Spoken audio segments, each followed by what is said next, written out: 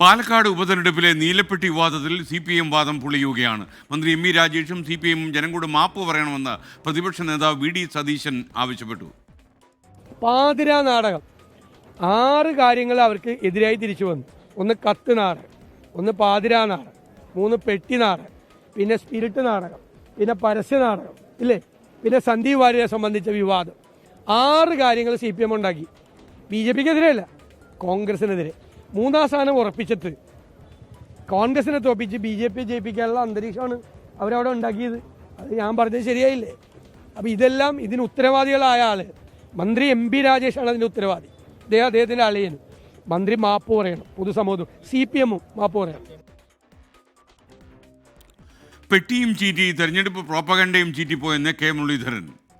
അല്ലെങ്കിൽ അത് അന്നേ ചീറ്റിപ്പോയതല്ലേ, ഇനി അതിനെക്കുറിച്ച് കൂടുതൽ ചർച്ചയുടെ ആവശ്യമില്ല. അതും ചീറ്റിപ്പോയി, ഇലക്ഷനിൻ്റെ അവരുടെ എല്ലാ പ്രോപ്പഗാൻഡയും ചീറ്റിപ്പോയി. അതുകൊണ്ട് പെട്ടി, പക്ഷേ അർദ്ധരാത്രി കതക് മുട്ടിയ സംഭവത്തിൽ അത് പാർട്ടി ഗൗരവത്തിൽ തന്നെ എടുക്കും. അക്കാര്യത്തിൽ വിട്ടുവീഴ്ചയില്ല.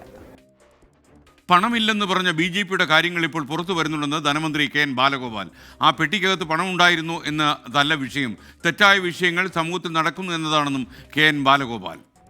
അത് സംബന്ധിച്ച് പോലീസും ബന്ധപ്പെട്ട തെരഞ്ഞെടുപ്പുമായി ബന്ധപ്പെട്ടിട്ടുള്ള അധികാരികളൊക്കെ അന്വേഷിക്കുന്നുണ്ടാവും. അതേതായാലും തുടർന്ന് അന്വേഷിക്കേണ്ടതാണ്. ഒരു കാര്യം വളരെ ക്ലിയറാണ്, ആ പെട്ടിക്കകത്തുണ്ടോ ഈ പെട്ടിക്കകത്ത് വന്നോ എന്നുള്ളതല്ല.